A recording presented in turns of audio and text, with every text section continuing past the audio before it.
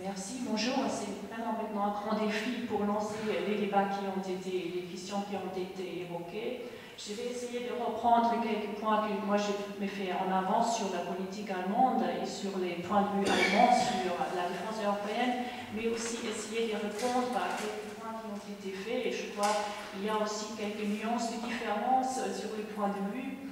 Il faut vraiment avouer que moi j'ai travaillé dans les années 90 auprès de la mission allemande, auprès de l'UEO. Comme ça, je suis très contente qu'une fois l'UEO est encore mentionnée, parce que c'est vrai, on a beaucoup déjà oublié que l'UEO était quand même le noyau d'une défense européenne qui a quand même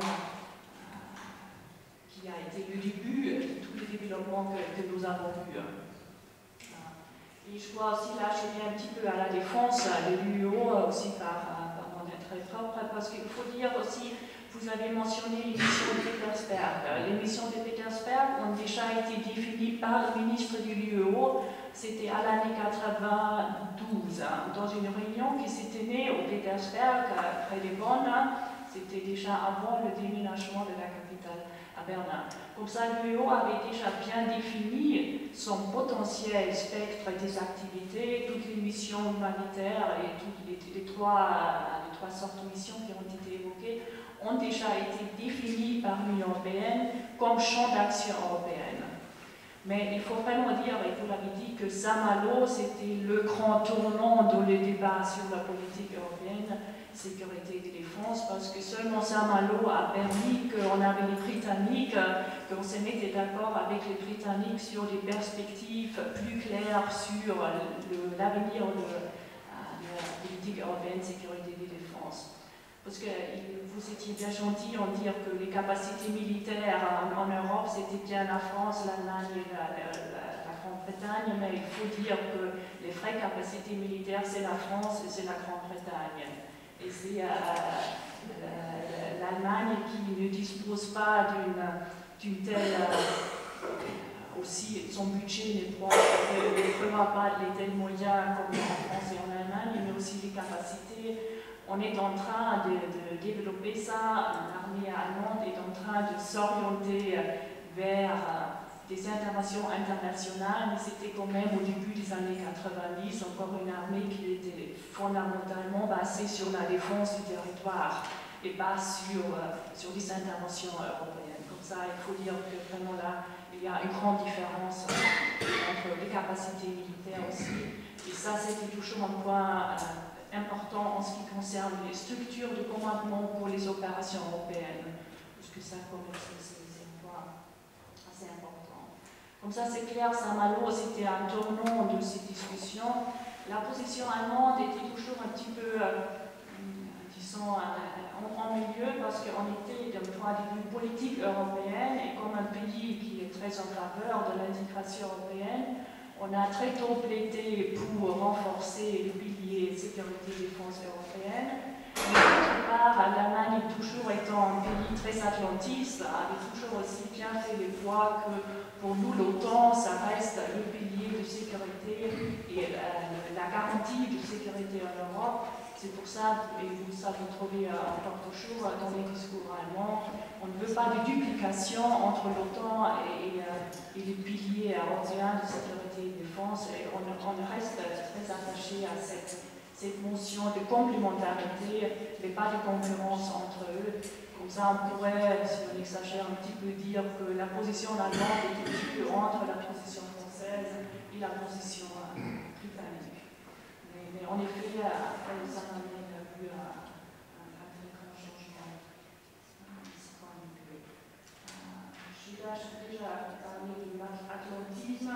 Et là, il faut aussi dire qu'un point de vue de notre Parlement et spécificité aussi, qui nous sépare un petit peu, ou nous différencie du point de vue français aussi, c'est pour des interventions militaires ou des actions militaires, d'abord, je crois, le public est toujours encore aujourd'hui assez réticent à ces opérations militaires et avec une participation allemande.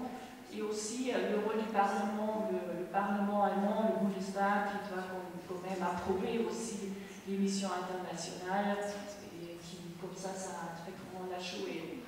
Vous avez dit aussi qu'après Nice, il n'a pas beaucoup se passé sur la question de défense européenne, mais je crois qu'il faut dire qu'on a, pendant les dernières années, le nombre de missions européennes dans ce domaine est considérable. Je crois pour le moment, on a fait plusieurs missions européennes. C'est un développement qui est assez étonnant et il faut aussi dire que c'est un développement d'une part de la participation allemande qui est assez étonnant. Parce que nous, on avait commencé aussi dans les années 90 de participer à des missions de police. Parce que là, on disait, bon, on ne peut pas trop se mêler dans les questions militaires, on commence avec des interventions civiles, police. Et ça, c'était le début des participations allemandes. Et seulement, progressivement, c'était une évolution politique en Allemagne. Seulement lentement, on s'est approché un petit peu des participations à des opérations militaires. Alors, on se souvient bien en Allemagne comment c'était difficile, aussi au sein de notre gouvernement, de se mettre d'accord sur une participation dans les opérations en ex-Yougoslavie. Aussi, l'Allemagne avait participé, c'était quand même le lead nation dans cette opération européenne au Congo, ce qui était vraiment pour l'Allemagne pas étonnant. Une étape nouvelle pour une participation allemande militaire dans une opération européenne et dans laquelle l'Allemagne avait aussi fourni le commando de cette opération. Autre exemple de cette évolution en Allemagne, c'est pas au sein de l'Union européenne, mais quand même pour les Nations Unies, c'était la participation aux opérations devant la côte libanaise. Et ça, c'était des développements ou des participations allemandes qu'il y a 10 ans, personne n'aurait pu imaginer que l'Allemagne prenait ce rôle. Comme ça, je voulais dire que, disons, les évolutions au sein de l'Union européenne, peut-être dans les dernières années, c'était plutôt dans les actions pratiques, moins sur le conceptionnel, mais quand même, on fait plusieurs missions en Union européenne, on est reconnu, c'est reconnu que l'Union européenne peut jouer un rôle aussi dans les questions de sécurité et de défense. Un autre point important dans cet égard, c'est pour l'Allemagne aussi, on souligne toujours la nécessité ou l'importance des questions civiles. J'ai déjà dit qu'on avait commencé avec des missions policières. Ça reste un petit peu notre position qu'on ne devrait pas se concentrer seulement sur les questions militaires.